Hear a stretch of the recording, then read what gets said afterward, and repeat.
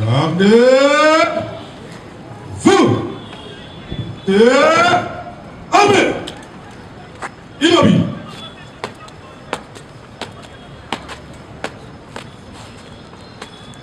Monsieur le Président du tribunal militaire garnison de Kinshasa, Ngalema, distingué membre juge de la composition, mon capitaine, audience de ce jour reprise. Bonjour mon capitaine.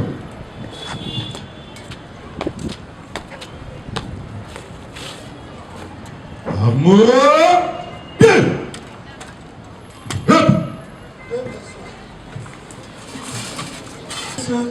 Et reprise. Mon chemin de parcours hier à la radio, j'ai suivi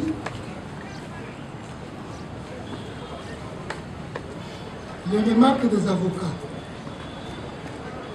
contre la Cour de cassation pour le début des audiences.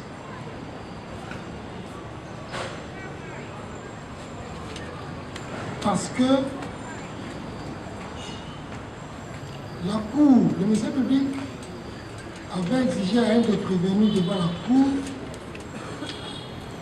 de présenter les excuses à cause de son retard. Mais pourquoi est-ce que,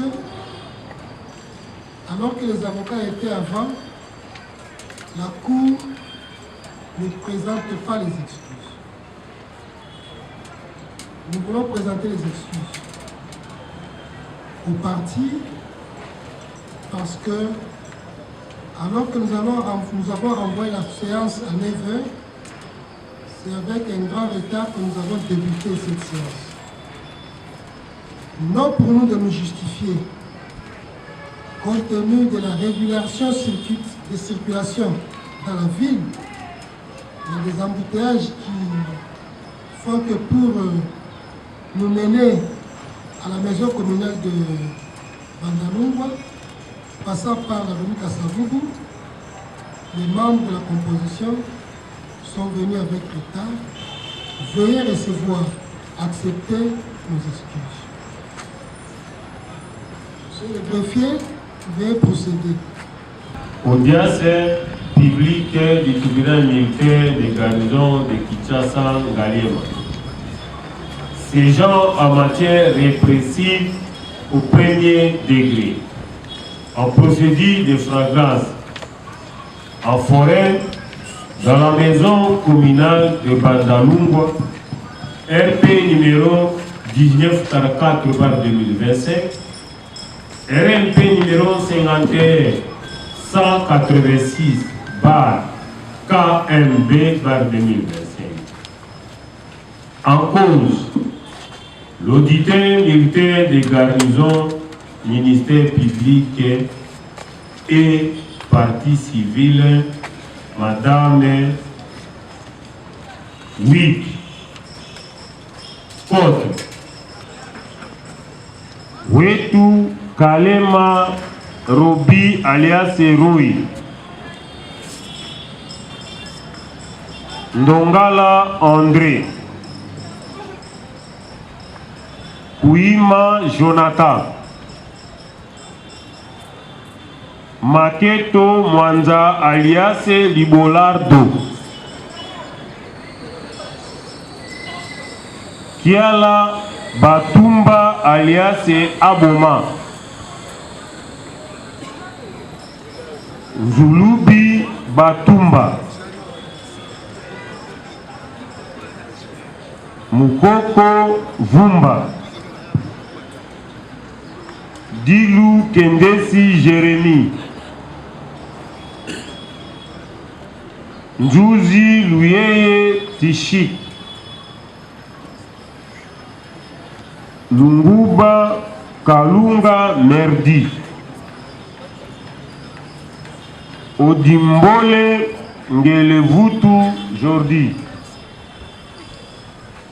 Muteba Kasongo Matukisa Kianongo Dimo Nekene Ndongo Chitenge Tumba, Yenga Maurice, Kindai Mukoko Robert,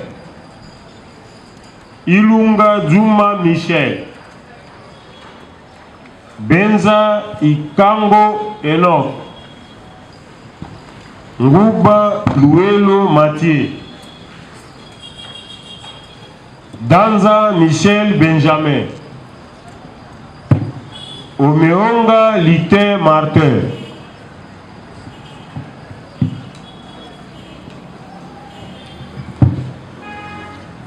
Ngatila Exaucé, Saïdi Sassi Tony, Mutombongandu Daron, Kabongo Lumba Eric, Kabea Mangwana Isaac, Ngoimuteba Jonathan, Pazo Koti, Kalumbu Matondo Exaucé, Tuidi Ikomba Redi, Mbala Lubwekala Bienvenue,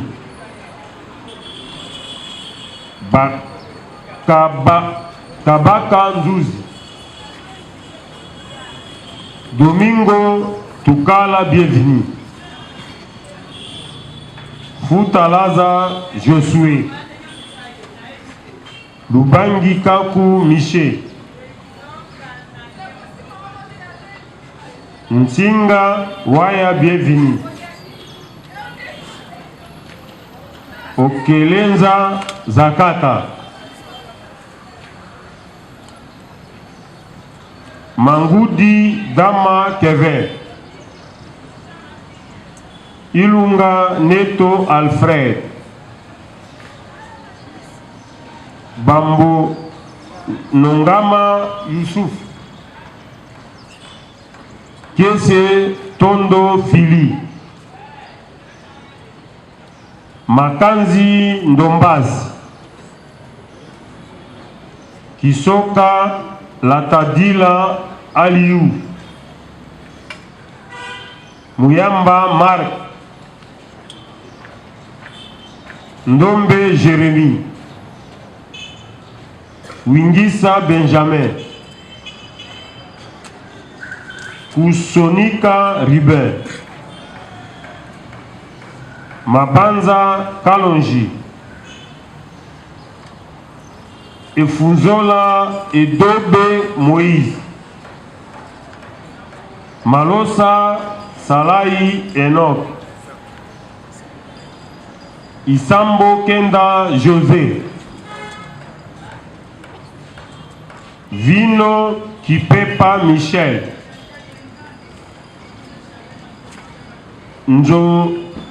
Njozi La Soki,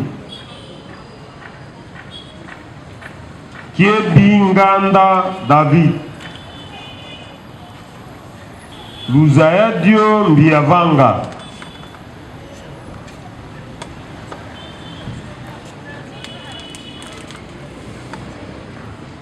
Kasakasa Mujanai, Asakana Tiziba, Kangudia Dario, Wedi Makese, Wedi Makese,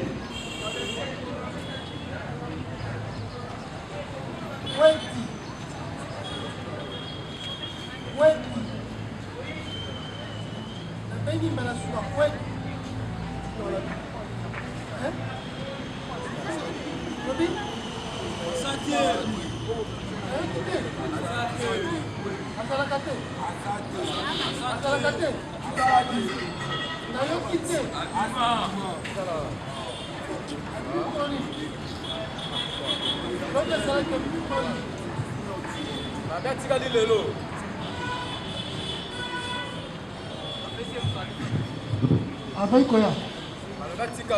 Aboy Koya.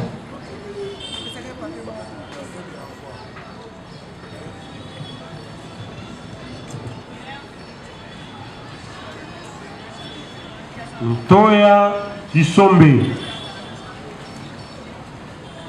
Ibanda Mobato Christian, Lunzi Tissa Vungu,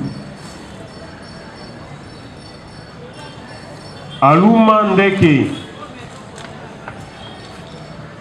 Pelenda Nzeta, Maesi Panzu, Makesi Don, Mazola,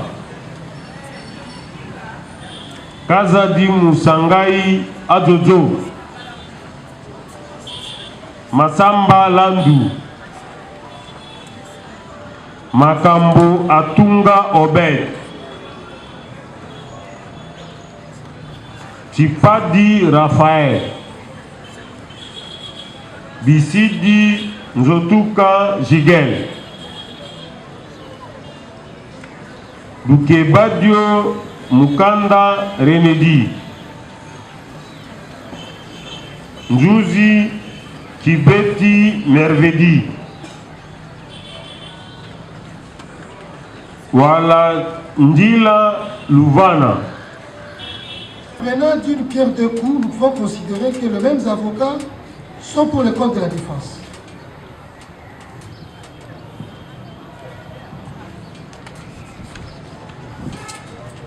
Kabea.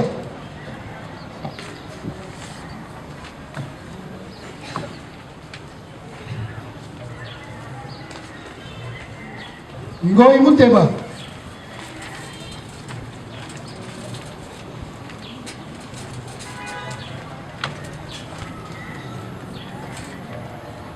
Pazokoti.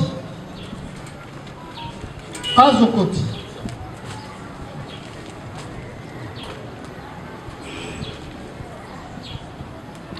Mbala Lukwe Gala.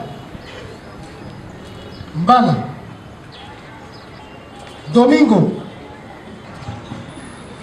Lubangi. Lubangi.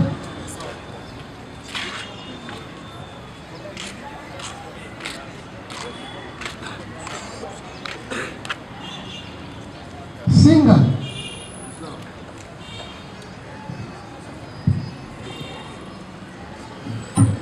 Singa waya.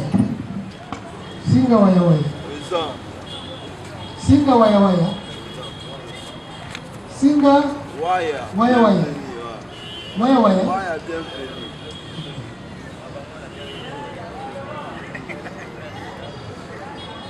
Okelanza.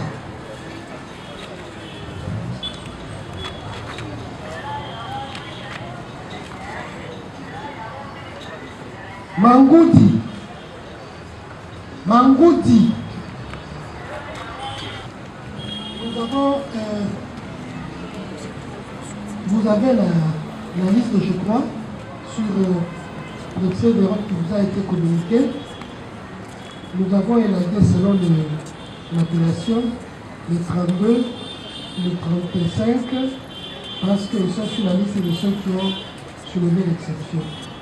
Donc, 29, 30, 31, 34, 36, 37, 38, 39, 40, 41. Ils sont là, nommés Kabea, Mangwana et consorts. Vous allez nous dire pour chacun de ces gens qu'ont-ils fait pour être référés devant notre juridiction. Vous avez la parole, monsieur le président. Nous commençons par Kabea. Merci, monsieur le président, pour la parole que vous accordez.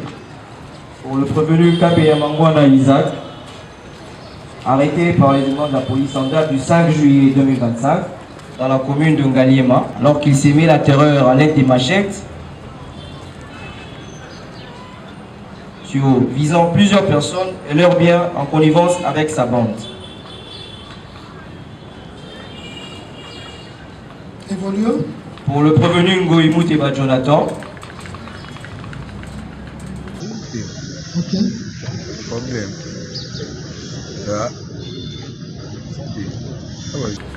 Arrêté le 2 juillet 2025 par les éléments de la police de Massimanimba pour avoir fait partie d'une association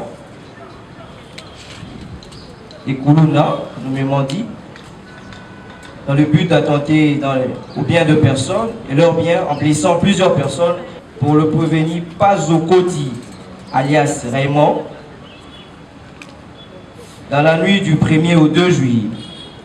Il a fait incursion dans la parcelle 6, avenue Kitega, numéro 123 bis, dans la commune de Lingwala, à l'aide d'une machette, emporté un téléphone de marque Itel, une radio et beaucoup de biens de valeur, au préjudice de Madame Masikina Atoulela, prévenu Issa Mokenda, pour le prévenu Mbala Lufwikami, qui est en co-réalité avec Kabak Nzouzi et Domingo Tukili.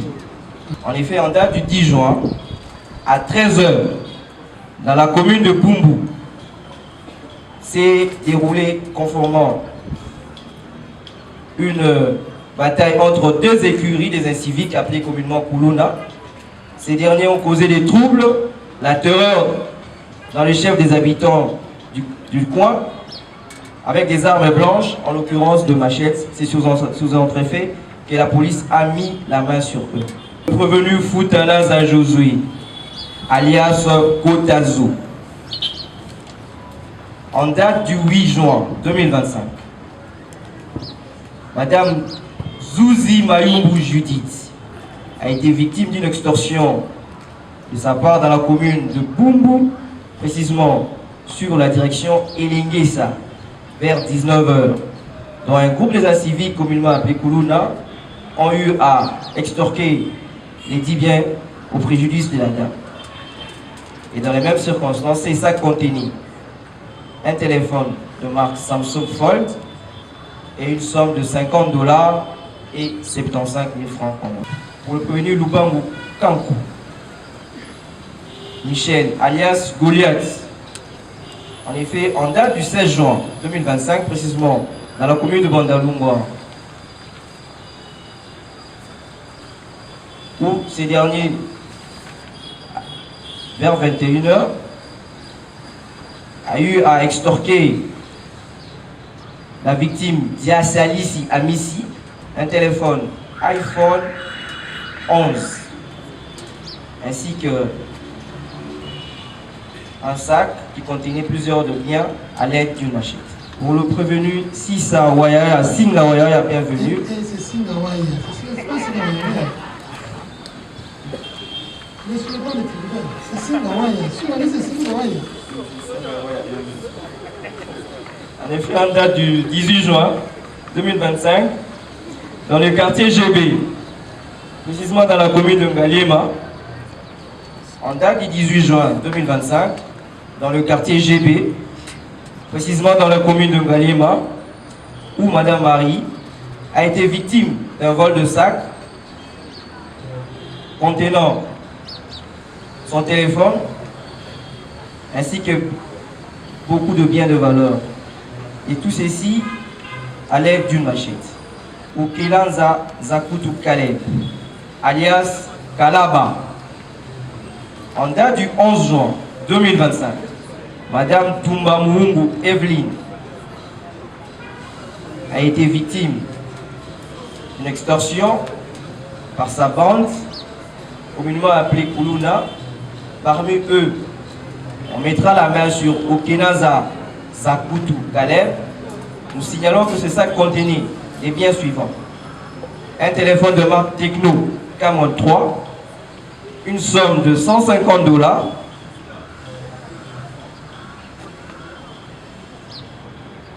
Voilà les biens que les civiques ont eu à rafler auprès de la victime. Enfin, Mangoudi. Pour le prévenu Mangodita Makeva, qui est en corréité avec Kieseto Dofili. Attendez, Mangoudi avec. Kieseto Dofili. Qu'est-ce qu'il est sous quel? Qu'est-ce que Kula Mbangu, Kula la Souka? Oui. En date du 19 juin 2025, sur l'avenue Kitoko, numéro 23, dans la commune, dans le quartier Moana Kitoulou, dans la commune de Selembao, Moanantoulou, dans la commune de Selembao, aux environs de 2 h du matin, entrée par effraction dans les domiciles de Dame Misenga Bukasa Denise.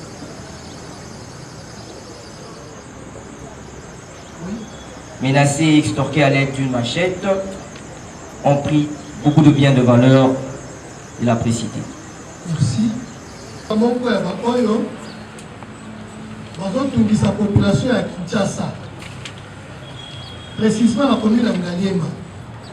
Kobeta Kabatu, Koboto na Kabango Biloko, Koiba Kabiloko. Kasi, Yapamba te. Ezosalema na violence ya makasi à l'aide de machettes et autres armes blanches. Kasi yo eza le 5 juillet 2025, à 23 h, sur avenue Masiala, de bakonzi ya la police, batiaki yo maboko. Oyoki, ezopekisama na buka mobeko, mabende wana, kikuluna, yango ozosamba. Est-ce que c'est un solo? Solo ki. Yo bakangi wapi? Amedi. Mukolo nini? Samedi eza mukolo nini? Na bosende date. Ofonsele date. Na mwa nini? Na mwa oka. Na ngonga nini? 23 h. 23 h. Ozosala nini? Totaki feti. Fête ya ndenge? Fete anniversaire. Fête anniversaire wapi? Na Maloueka, toti fete anniversaire na Maloueka. Bozalaki nana? Nazaki nga mukulu. Otaki fête obalobaka outi na outi fête. To outi, to boza ebele. Outi fête. Epai ya nani? Fete anniversaire. Epai ya nani? Ya Malik na biso. Ok. Yo fandi wapi? Na fana Delfo. Bakangi yo précisément wapi? Bakangi nga na DGC. Na arrêt DGC pour okende Delvaux? Ok. Banani bakangi? Bato bakanga nga badipogre. Makambo wana ezocontinue? Badipogre bakanga nga. Progrès esi ekufa esi esila na rayon ya Ngaliema eza lisusu te mpo lopango na bango wana basi batia bapolisier wana banani bakangi yo? Badipogre bakanga biso mibale. Yo na nani? Nga na masa mobo wana baba ayibi telefone. Masa moko kombo na nani? Nayebi komone te. Balobi ayibi telefone. Ok. Ya sawa. Awa sawa. Ye da bima da futa amani na ina na telefone kuna place bakanga biso. Wapi? Na la police ana. Police ya wapi? Nayebi ne kuna de place wa dipogre. Yo fati na telefone police ya wapi bakangi? Ba DGC place wa dipogre ba ndoti ka. Écoutez. Na DGC police ya wapi? Na DGC soki bandi kokita na ozone police eza na eboka. Soki opusi liboso police ekomi na finda. Soki obati liboso police ekomi kuna eza kutu roulage. Kuna otela kokende likolo wana. Pembeni ya batu oyo batu ya nini ya jiproto na zalaki. Badipogre. Ba police nde basa wana? Badipogre bakanga biso likola moto. Nga na mati moto na DGC wana na zu moto kuna ke de vubuye. Tata. Na 23 batu basalaki? Batu bazaki. Batiki batu nyonso bakangi kaka yo. Bakangi 2 personnes. Attends ndenge wana. Na 23 h, DGC c'est un arrêt de transport. Il y a cela qui est Kitambo, il y a cela qui est Munganga, si ok pompage, c'est là qu'on comata vers Ipen là-bas en passant par Barré et au consort. Samedi, Batouaza est belé. Batouaza est belé. Batiki Batounyonsu bakangi kakayo. Papa bakanga biso mibale. Oui, ozalaki na moto batubila nyonso mibale na moto moko. Nga dana ko kuta da masana da likula moto banoke devu. OK. Donc olingi bisa biso ki babande kolanda nde moto wana. Banolanda nde muta moto wana na bon. Parce que infraction baloba que déjà individuel. Okoloba ngala lebi ete. Est-ce que moto wana oyebi? Yeba loba yebi ngate me badi pogana bakanga ka biso mibale. Bon, bokende na bango. Na moto bakangaki ye. Te moto da kima kito bakangi. Non, soki moto akimi, na moto etikali wana na moto bakangi yango. Te badi papa badi pogana ba yaki ngaza ki mutasuka. Yo kanani. Moto eza. Moto da kenda ki na ye. Non, ko bataki na moto te. Bango da ba mi matela ki. Banani ba moto. Masana na mota ba yaki ndeti 2 personnes na mota basali 3 4 gel. Moto bataka batulisa ki. moteur, il y a 2 clients. Bon, ça va. Admettons que Bazala qui est déjà mis balé. Si quoi, Bango Bazala déjà mis balé. Il y a une moto là, Bazala mis balé. Pour la nuit. Pas ma moto est venu dans la DGC. Ma moto est venue. Est-ce que moto est quitté? Bon, on a qui pressé à comme ta moto là. On m'a qui? Na matin moto. Si quoi, Bakangi va tout bon. Bakangi deux personnes. Surtout tout le monde. Yo nana. Pas comme il va tout mis ça tout. Plus motocycliste c'est comme mine. 4 Bakangi deux personnes. Autant on bâtit ni qui biso boy. Ngana masala mutokoi. Montant la client là mutoi na sima bakei. Bali pogo bayo masana yibi téléphone. Ah. Bakena bino. Bakena na sona success moment et puis maintenant. OK, ba comme wana batiki ye. Kutu yo yebi yo Bakangi pour la nuit. Na éviter si ton masana balo ya yibi téléphone boy abengi kwa bangu. Abengi kwa bangu. Balobi oza kuluna. Bakangi na masiala na machette.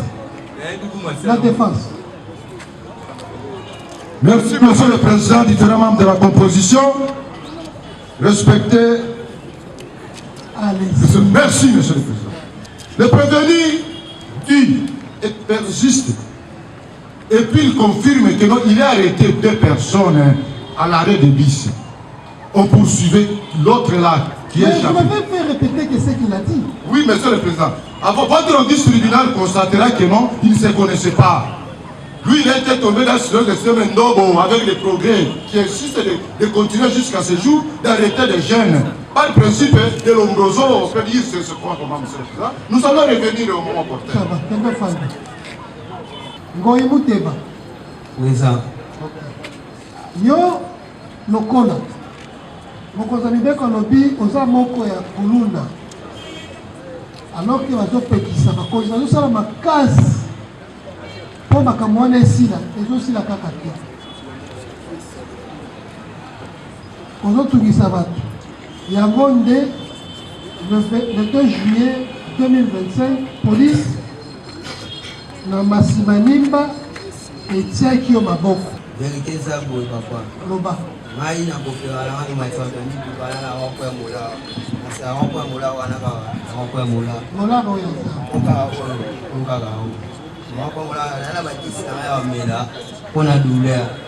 Et comme na travail, kami na bakisi na ngai aswa tana o mafanya matadi bala. Yaka ne kuluka mbongo kotoana na wako. So pesa na lalaki bapekisaki pesa na balala te. Ina okutana na basuli babenga osu bakonzi ayaka ya bakachwana bayana ezo elekifo pon ba bongisa pesa wana ndi bayo kokanga ngai okanga bakainga bakina ngapeke peke mina bakina ngai famille bité andi wa bité ni mewa pesa de téléphone ya tu ya wana ba meona ngai kwa butole ya ngango na 30 millions dans la poche. Ça fait des mois, des jours, moi, Nicolo. Je vais éviter de chier l'eau. Je vais éviter quoi. Ça va. Police ligne de Kanaki. Les jeunes, bon, Kanaki, Zaki, la tennis, les filles, les maman, les sorties, des crimes. Dans le pays, il y a un Kanaki.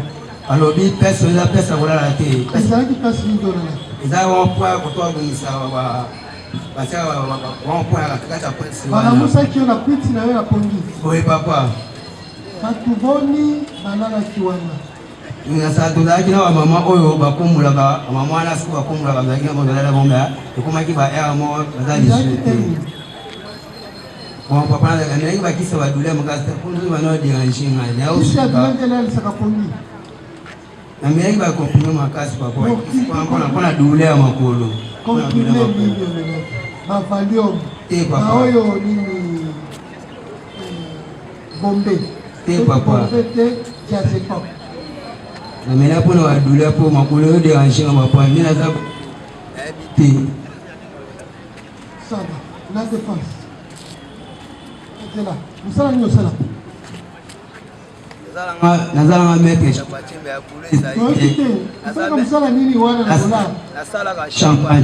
la champagne salaka kuna na sala cop nini ko chercher ko chaka mituka kubira kama wadisa ma 300 ni kukuza ofandi afanya matadi kibala zaki ngonga nini na kupeke onani ezaki ba poko aga poko ya nini à partir de 20h, tout le monde. Tu crois qu'on s'en a ndenge na Parce que na songa batongo na matiri batu après on a la sawana on dit comment ça va tout na monga funa wana na batriangle wana yo posa na ko matsa bakaka na mola.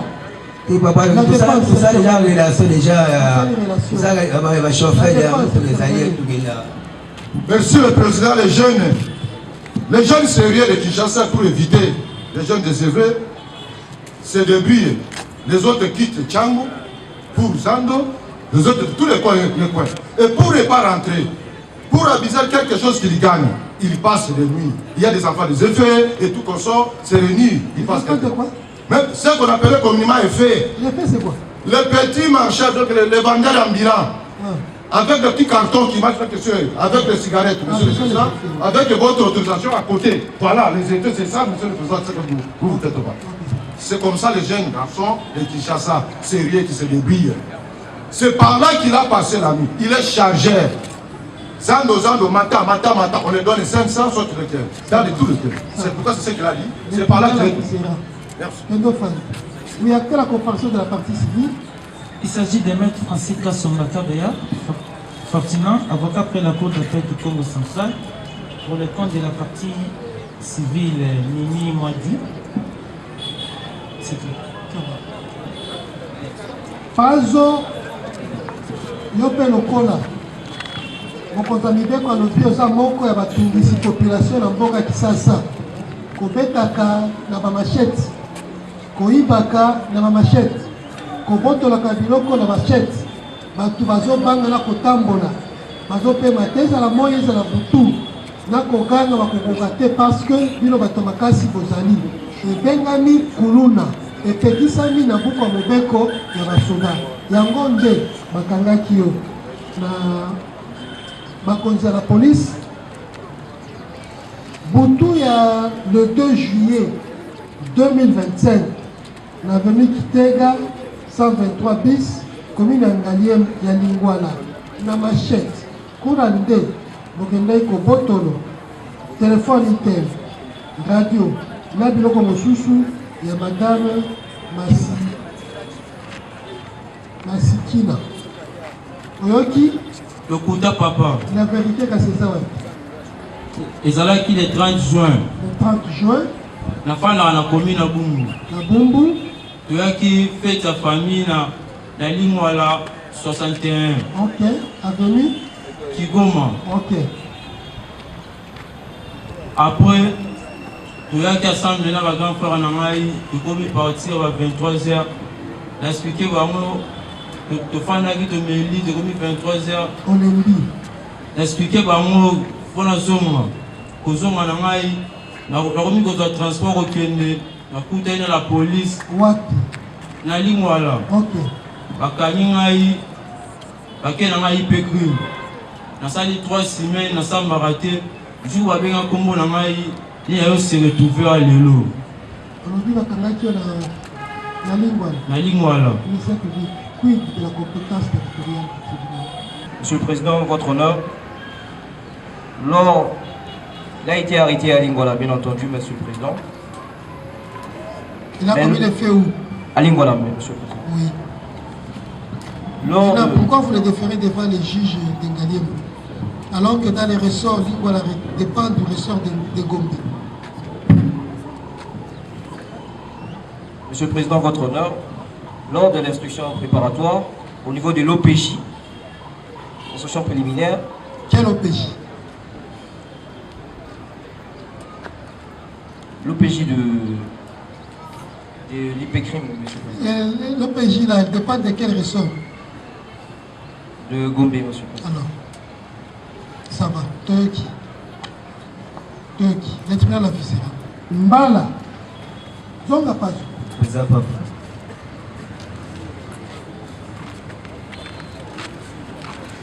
La compétence ne pourra jouer que lorsqu'il y a eu instruction au parquet. Lorsque l'instruction a été faite au parquet, on procédera à l'examen de l'instruction du premier magistrat instructeur. L'OPJ de Lingwala dépend du parquet de Gombe. Kendo Fanda. Mbala Lugwekala. Présent.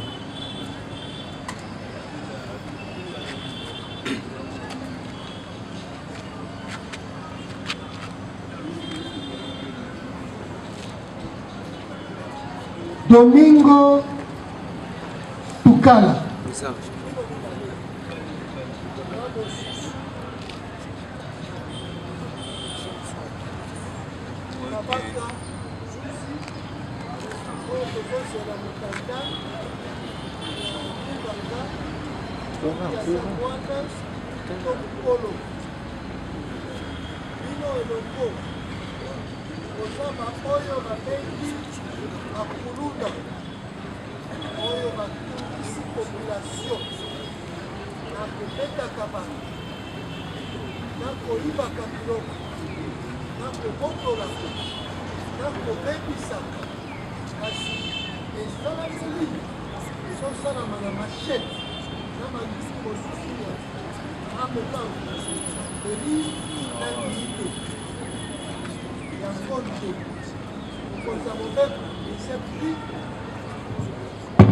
Atindi bino epala biso otoyoka afundi bino nini alobi boza bakuluna bokangami na bumbu kuna bagroupe mibale ya bakuluna bumbu eyebani ezolobama awa baécurie eza ebele aike babirmanie aike baasosa quartier nyonso eza na bakoto ya makasi nde babandai kobunda entre bango na bamachete polisi eye wana ekiti etie maboko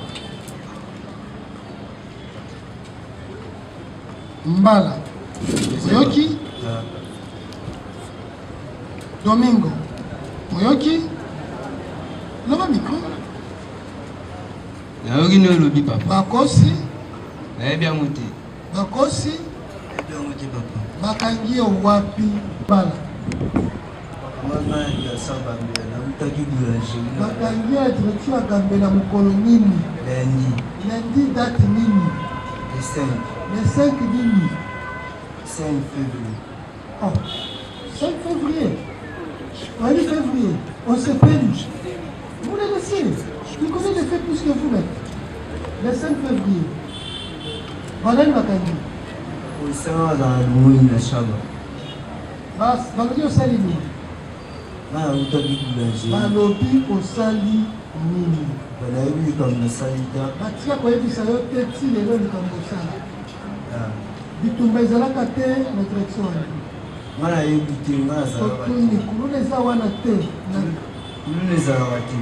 Na pepe kuluna ezalaka te. Eza te. Olobi? Eza te. Oh. Eza nini eza na bunga? Eloko te. Olobi? Eloko te. Eloko te eza na bunga. Yo fandi na bunga ya bunga. Puissant. Quartier nini? Pia. Kuluna eza. Kuluna etika kozala. Eza te papa. Balobi oza moko ya bagang oyo bande kobunda.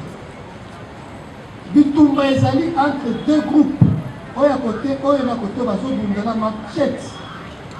Police eye bamosusu bakimi les moins forts batikali bakangami. Réaction na yo pe na kati. Ngana zalaka te. Kozalaka te. Sawa. Nani Domingo. Yo fandi wapi? Na bumbu. Kote nini? Puissant. Eza kote moko. Eza kote moko te. Yo fandi Tuisala. Yo pe Tuisala. Eza kote moko. Tuisala eza aveni. Eza aveni. Sikoyo. Eza molai. Eza molai. Yo fandi na numéro ni. 84. Yo fandi na numéro ni. 58. Mais kokani. Elobami awa ke bakuluna bafandi se regrouper na bakartier na baveni. Bana ya Tuisala baza na bandi na bango. Na veni na bino kuluna eza te. Domingo. Oui papa. Na veni na bino kuluna eza te. Wakuna nga ebite po. Ezalaka te. Ezalaka te. Ok. Kuna bato ya kimia nde bazali. Boni kasi bato ya kimia na bitumba ezalaki bakangi bino mibale. Na bakanganga moko. Bakangi yo ndenge. Po biso kota mosala lendi. Bakangi yo ndenge nini? Totuni yo te mosala nini? Bakangi yo ndenge nini? Na bakanganga na uti mosala na sisa mosala te na. Bonga nini? Les Arabes à 17h. Moukolonine. Le 10 juin. 10 juin. 17. What? Donc, on a 24. Pas la caille beaucoup. 10, 17. Hein? Mademoiselle est belle. Mademoiselle Tambon. 17h, donc 18h. Même alors. Mademoiselle Tambon. N'est-ce pas? Batiki Batugnoso. Kakayo. Vous savez, il va venir. Ça va le côté. Ma policier. Il y a boum. Pendant qu'on a fait pas. Bakangaki batu boni. Bakanga batu pe belé. Baza wapi. Na ebité ba misu batika la nginde. Bakanga baki ebele ba mosusu baza wapi. Ba misu batika eti ba wana banzela ba pesi ba 15 ni ba dini. So tellement ba senga nga veni. Azaki na mbongo te. Azaki mbana 7000 na téléphone à touche. Ba botoli na 7000 na téléphone à touche. Batika te ba ebsanga pesa 20000 na sepa na 20000 te ba komo ko bidinga na bataki. Oyo sana ni na tatouage na bité. C'est ça tatouage. Ah. C'est ça. Yango na loboko. Combien de bomba? D'abord bien monté papa. Et ça pour un tatouage. Dans l'ordre ta balle na tika kwa kampo et simba na ngate. Va le pèse la cop. Va les appeler cop. Bon, les hommes seuls dans eux qui fait ça peu mon. Pour elles ont et on fait ça te. Qui coule la carte des OPC. Te. Comment les OPC? Na. Bachombo. Là, il va battre un côté. Il va gagner. Et l'autre côté. La défense. Merci, Monsieur le Président, pour l'octroi du verbe. Nous avons entendu avec une attention trop soutenue les allégations telles que formulées par le ministère public. Nous pouvons vous demander si le ministère public peut apporter par devant votre auguste tribunal le preuve qui atteste que M. Domingo a été arrêté bel et bien pour le Koulouna et les machettes, qui atteste qu'il tenait les machettes en cette date-là. Le dit Domingo ici présent, la preuve que la défense recherche, mais il a été arrêté par la police parce qu'il était bien et bien ciblé. Il est connu des services de sécurité. Où tirez-vous cela? Ce n'est pas suffisant. Il a été arrêté, oui, il est là parce qu'il a été arrêté, mais la preuve de la matérialité des faits allégués. Monsieur le Président, nous avons des procès-verbaux. Où sont-ils les procès-verbaux? Vous les déposez les procès-verbaux les concernant? Nous allons les déposer, Monsieur le Président, sur le... Ça va. Vous les déposez pour les soumettre au contradictoire. Ça va. Fouta, Yope Lokola, population ya Bumbu, ata ceux qui baïke balobi Bumbu et la Kimia, mais bakonzi ya sécurité, y compris le ministère public balobi Bumbu, bazo souffrir bakasi. Pour Koulouna eza kaka, ezala moi, ezala Boutou. Yo ezala qui le 8 juin 2025, Madame Nzouzi, Judith, akwei na maboko na yo. Ozalaki yo bokote, ozalaki na baike, kasi baninga bakimi, yo akwei na maboko. La direction elengesa. Nango 19 Madame Nzouzi, babotoli téléphone na ye, Samsung Fold, $50, 75 000 francs congolais, kasi na makasi, po babuka makasi na ye, bazalaki ko-utiliser machette. Oyoki? Nayoki. Est-ce que eza ya solo? Eza ya solo te. Ya basi vérité eza wapi? Eza ne ngande mtu nategelaki mutu telefone. Ah, ok. Téléphone in fold. Ezalaki Samsung. Samsung Fold. Oya munene ifungwa makaburi. Oui. Yayo? Yanga mona banda kosalela. Osombaki yango wapi? Nasomba yango pa vena yango moto ezali na quartier. Ah, osombaki yango na maboko ya bato? Oui. Na prix combien? Nasomba yango na $50. Fold? Oui. Biso moko tozobanga? Yako. Biso tozobanga telefone wana. Mbele tosomba yango ya ebele. Tosombeli na bana. Po eza cher. Eza cher telefone. Osombi po oteka yango lisusu. $45. Oh. Na prix moke. Ekoma ya marché noir. Echelle marché noir. Oui. Sikoyo. Boni po na telefone na yo bakoki kokanga yo. Mutu natekelaka Vena moto sala. Zoka nde mukolo bo. Tie, ye mukolo bo. Siko. Nde na tekela esku aya ko reglami. Bana ngao telefone tekele di wanji. Interagir. Na zone sele mbongo. OK. Nde to yo sala ba deba pendant un moment tekele telefone sala. Débat ndeni. Ya bikana zone sele mbongo na esku. Yo téléphone sala la kango. Evanda kosala. Evanda kosala. Siko. Tango tekeli eso sala te. Esala après ayo so masupa na ngao telefone. Ekufi. Yo pe oboyi. Mara bitina zo sele mbongo na oki. Ya ke kufunda. Sala ndake ndo kufunda wana. Zoka nde téléphone ya ba. Parce que yoka téléphone wana zoka nde yo futa. Téléphone wana nde ya bato ya mama Nzuzi.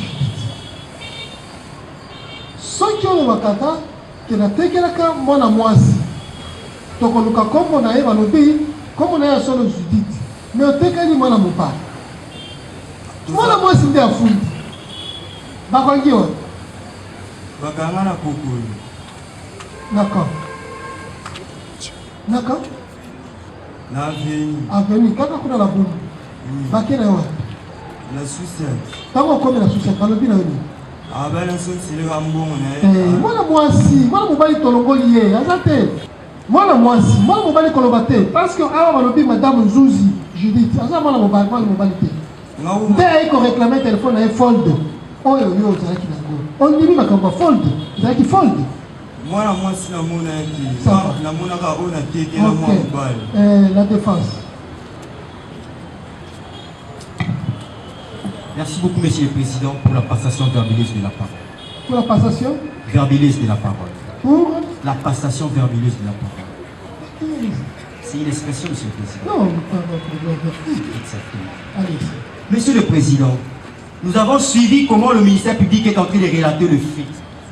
Pour dire que le prévenu qui est devant vous aurait utilisé des machettes, aurait troublé l'ordre public, alors que le prévenu est en train de dire qu'il s'agit d'un fait civil, qu'il aurait vendu un téléphone, et à la suite d'une incompréhension. L'incompréhension avec un homme, alors qu'ici la victime c'est une femme. Votre client achète un téléphone Fold. Fold, que vous-même vous n'avez pas. À 50 $. J'en aurai bientôt, monsieur. Oui, parce qu'il faut réunir les moyens. Lui, avec essence, il en achète à 50 $. Qu'il revend à 45 $. Peut-il justifier ça? Monsieur le Président, il n'est pas interdit d'acheter ce téléphone-là. Attendez. Non, revendre un téléphone n'est pas un problème. Oui. Mais à quel prix? Le téléphone de quelle valeur? Il avait ses urgences, monsieur le Président. Quelle méprise de la valeur d'un téléphone? Il avait ses urgences, il devait ses... Malheureusement, c'est un téléphone qui appartient à autrui. Au lieu que ce soit un homme qui réclama ce téléphone, c'est une femme qui le faisait. Et cette femme déclara que le téléphone lui a été ravi par la violence à la machette. Justifié. Monsieur le Président, nous serons très contents lorsqu'on va nous présenter la victime pour la confrontation. Le tribunal a visé. Quel fan? Quel fan dans ta folle? Quel fan? Calme. Ils ont Goliath. Pour un géant, pour un macasse. Il faut avoir sportif. Ah. Donc, on a Goliath pour on a Goliath. Futa ça. Zongana.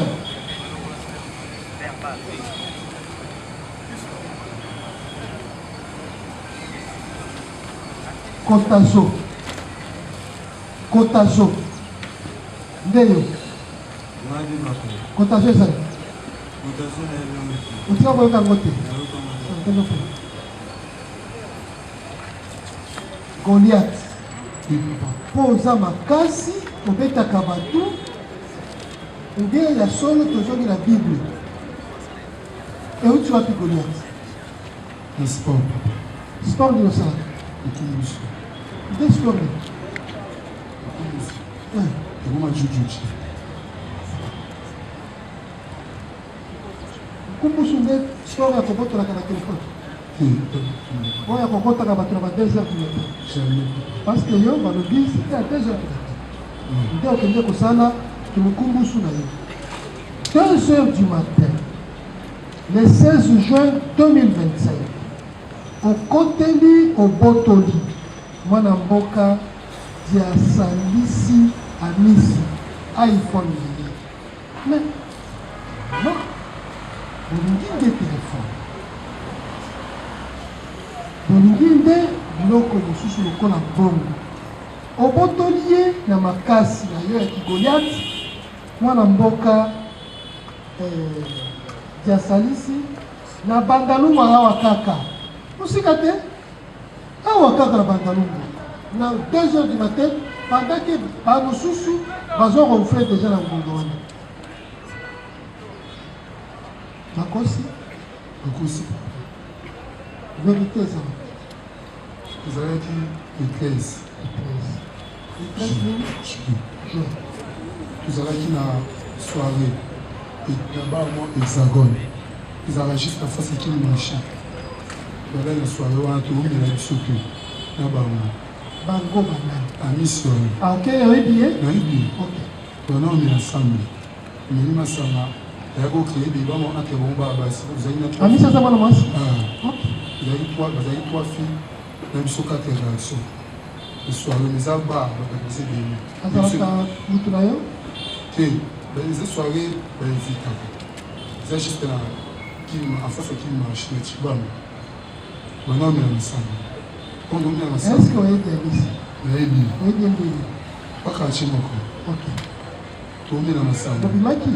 Tout le monde est ensemble. Tout le monde est ensemble. Donc, tu consommes du nid. Tu mets entre moi et mon baba, c'est la vente. Comme 2 heures. T'es déserté. C'est la 21h. La situation est sur nous. Bon potani. Baba, on a mon baba, c'est le potani. Il y a eu la bénédiction du bal là. Vititi na se ya ba. Bapekisa na bato babundi. Biso tozwaki mesa moko. Basiliki. Babisi biso nyonso. Ntango ekiti na se nde bona bango mobima. Telefone ekoyaki kokoya. Olokoti. Na lokoti. Olokota okosisa. Kokombi. Nakota bino te. Basisi kobunda. Amobopaki. Mais nazwi yango deja. Basisi kobunda. Oui, petit amoni yango te na kofandela ngo. Na tikali nango. Ok. Ukabwa ndio mwana mtakeni. Usi tuzali na kwiti papa. Tuzali na lita normal zale. Tuki akuna yo te kamu. Teki ndoka ba. Lokote yango. Yo le gadie. Lokote. Lokote yango ndo wabundi. Ya misi. Ozoko ndenge zo azoko isi. Nazo tena mwana enda kuisema. Est-ce que okalise ki sera? Ya kalise te ke sera. Mais quand tu habites moi le kozaka ya mutu moko. Bwana waiba ti papa. Ndio wale yako bunda mtu patumia yango sana. Ramasser les pas volés. Ok. Quand atumia yango sana. Ok. Ukabwani. Wapela kina yo le gadie shu. Ndio baye na ba dipoki ya bisengo. Baye kozonga asiki. Bakoyeba ndenge ke mutu lokoto. Ezina mtu mwa mwana Jonathan. La PVP na yebiso komela komela. Na lo bebe komela na PVP. Jonathan. Yim da yebse tena mwana ki Michel da lokota kyango. Tongo baye epa na nga ba déclarer ngo. Tena ndimi. Ndimi yanga me. Ya me te kango. Utako modeli na ofuta. Tuye na bata. Na ye. Vous savez des charges na avancé seulement $. Na na pas des charges. Tout ça qui décharge. Dès que tu as pendant quelques mois, c'est $50 pendant 4 mois. Comment combien? $200. La personne qui premier mois va le pour la caméra. Tout iPhone va se passer là. Ça là déjà. $200. Dès que tu as la fold là, c'est $15. Pourtant, iPhone 11 simple. Oui, simple. Tu as passé $50. Et tu as dit ce qu'il faut faire la foot à main. Amani sio possibilité de parler ils ont moi quelque chose les parce que quand même on m'a sangé ce que tu dis bah tu as fait un de la police masanga tu dis le oui oui bien dit papa le goût qui ramasser les pas volés hein oui au tête il y a bas oyo chéri de ça qui est oyo qui parle mais n'avait dit ça oui, oui, bandel que ça. Tant que vous avez déclaration. Mais par le biais de qui donne le Le cas est bon. alobi obotoli ye moto afundi nani moto afundi il y a mission. alors la défense intervient. Merci beaucoup, Monsieur le Président, pour la parole nous accordée. Mais avant que la défense intervienne, nous voulons déposer l'acte de transaction que le prévenu. J'ai une copie, hein? Copie libre, hein? Illisible d'ailleurs, hein?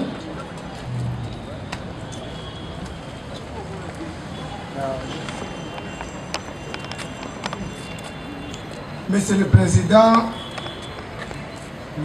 le décharge est fait le 16 juin 2025, intitulé Décharge. Le 16 juin, c'est la date de fait. Non. Allez-y. La date d'arrestation. La date de la signature de la décharge. De la signature, oui. D'un compromis. Oui. Reste inter. Ngai, Maman, Michel, Lubank, Iget. Nandimi kofuta telefone ya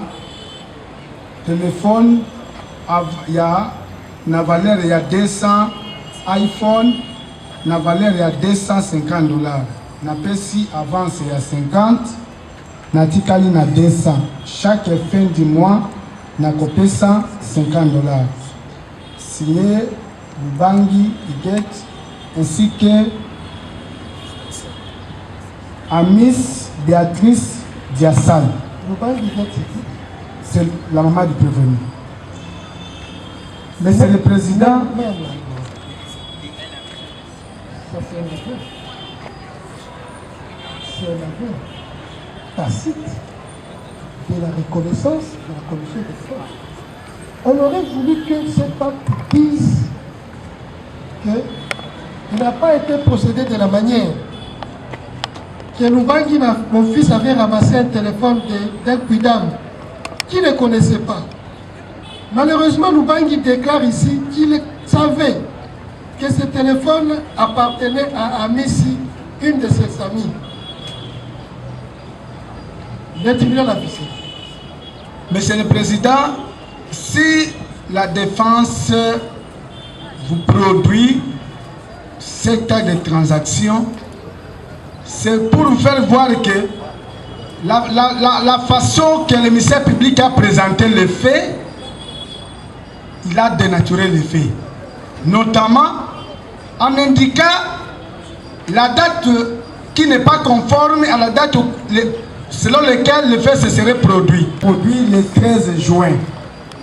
Et l'acte de transaction devant l'OPJ a été dressé le 16 juin. Monsieur le Président, même si l'organe poursuivant pouvait vous produire les procès verbaux tant du prévenu que de Madame Diassal, vous n'allez pas retrouver à aucune question que la dame a déclaré qu'il a été menacé par des machettes ou intimidé ou semer la terreur. C'est dans cette optique que la défense veut faire savoir au tribunal que le prévenu, certes, il a ramassé le téléphone, oui. Et il y a eu transaction devant l'OPJ, faute de réunir les moyens d'amende, qui serait déféré à l'auditorat devant votre vice-tribunal. Et pour l'observation, nous allons peut-être revenir au moment de la plaidoirie, mais il y a une question que la défense devait adresser au ministère public par rapport au marché. Merci, Monsieur le Président, pour la parole accordée. D'après le ministère public, le prévenu Lubangi a escorté un téléphone et sac à main. Mais notre question est la suivante. Par devant nous, nous voyons que de machettes. Sur le ministère public, nous présenter le sac et le téléphone escorté par le prévenu. Le téléphone est déjà vendu. Les sacs. Il n'a jamais dit qu'il a ramassé les sacs. Le téléphone était déjà vendu et le prévenu l'a reconnu. Mais le ministère lui peut donner les autres preuves. Avant qu'il réponde votre honneur, un complément. Vous avez une question? Oui. Puisque Nous voulons que le ministère public nous produise la manchette que le prévenu aurait semé la terreur, ainsi que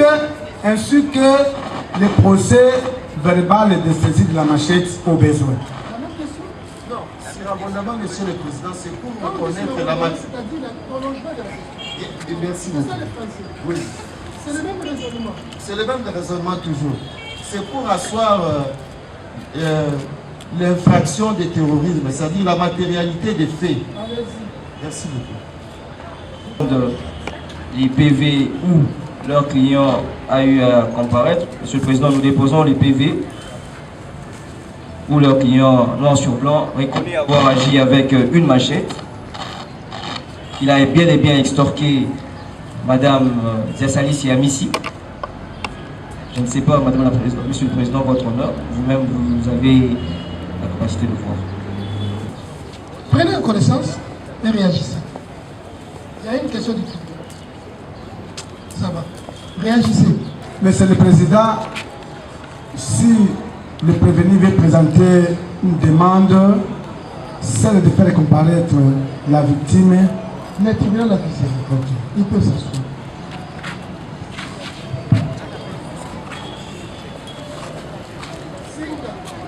Président.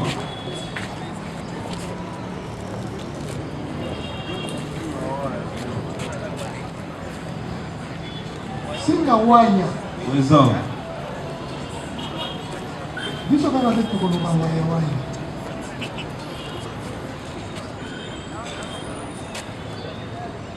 On va t'appeler là. Ouais.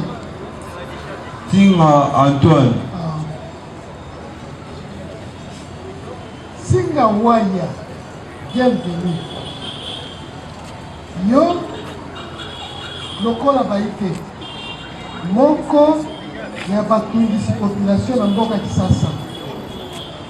Na komina Ngaliema batu ya jebe bapemi te. Oza moyibi ya telefone ya mama Marie. Oyoki likambo esalami le 18 juin 2025. Réaction. Papa, les aboués. Maman a appelé à Sibisanga téléphone, a géré diplomate, je m'appelle sur le Wambo. Bongo bongo à mon début. Ah, tu soukou la bami tout. Ok. Tellement qu'il y a un ébani wana na jibi wana, a béni na tiré téléphone à charge. Ni a tiré téléphone à charge, ni a vanda luka Wambo wana na bu sana kinda kuluni na ngongo kuwena na diplomate wana. Ali, abingi bango basoda bakanisi ngai balinga bango na campel batini ngai ipeki mais telefone na ye dala nazongisila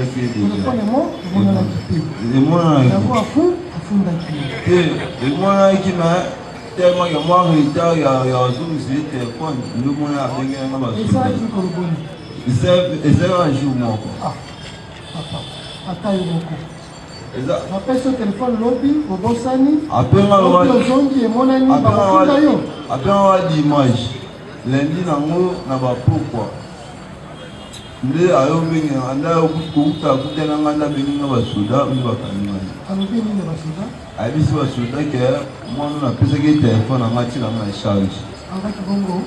Et comme il est kasi ya kosamba wana moyibi ya koiba kala ba machete. Oba na yebi de ba opeshi de ba ndoko mama na ni na mate. Merci, Monsieur le Président. Que vous avez entendu le prévenu pour éviter les redites, Monsieur le Président. Il s'agit de la maman qui donne aux enfants, donc à ces gens pour leur charge. Parce que tout simplement ce monsieur était parti et revenu le lendemain. Bon, ça fait partie du terrorisme, Monsieur le Président. C'est par là d'ailleurs, Monsieur le Président, il n'y a pas, pour ne pas abuser le temps de votre visite tribunal, nous allons revenir au moment où. Merci. Panda. Okelanza. Présent. Okelanza. Yope Lokola. Téléphone. Mbongo. Niso na yeli kumona ngote.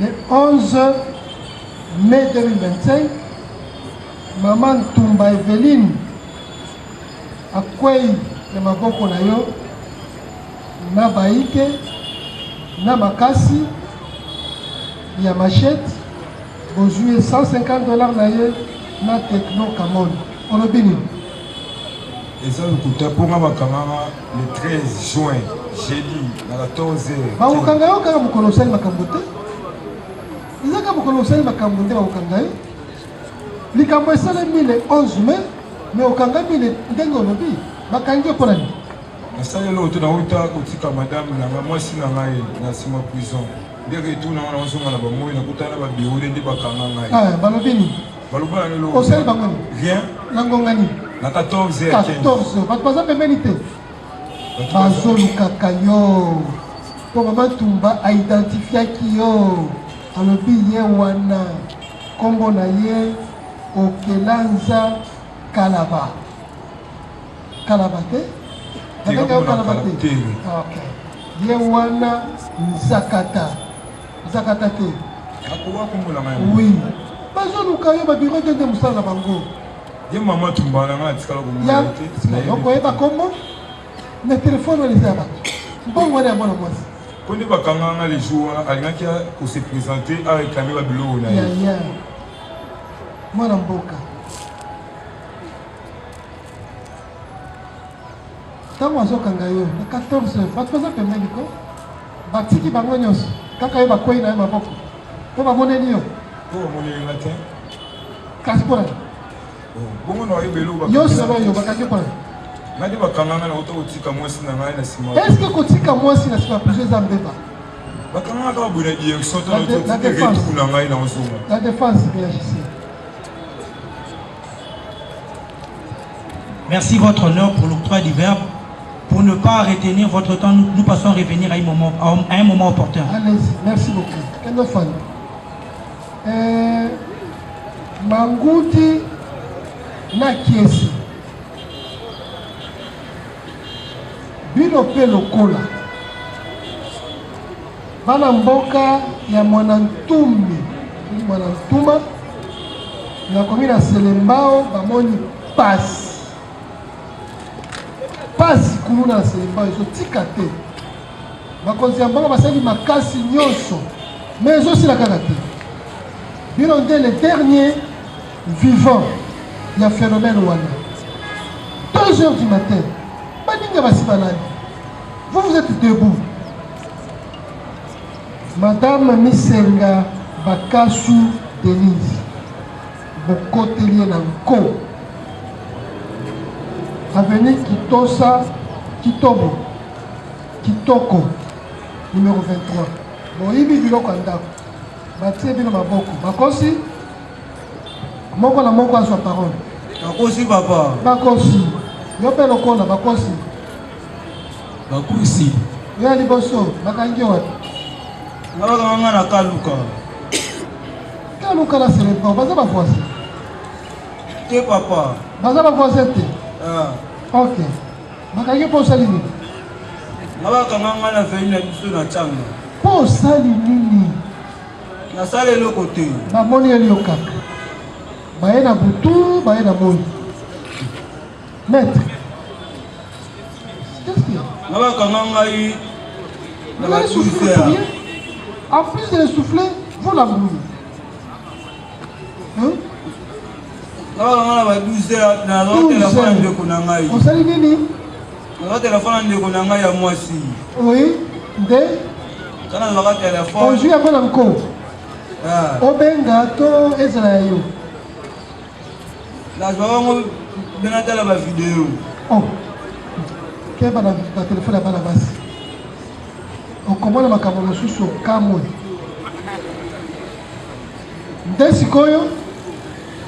Ndesikoyo. Loma. Papa ngala kanga pena. Osio lobi téléphone ya yeye na ya mwasi. Osa na ngoni. Otala video. Bena ba video bena zongisa. Ah zongisa ki? Na zongisa kate na teka ka ngomu. Oteki. Biloko bato. Otekeli nani?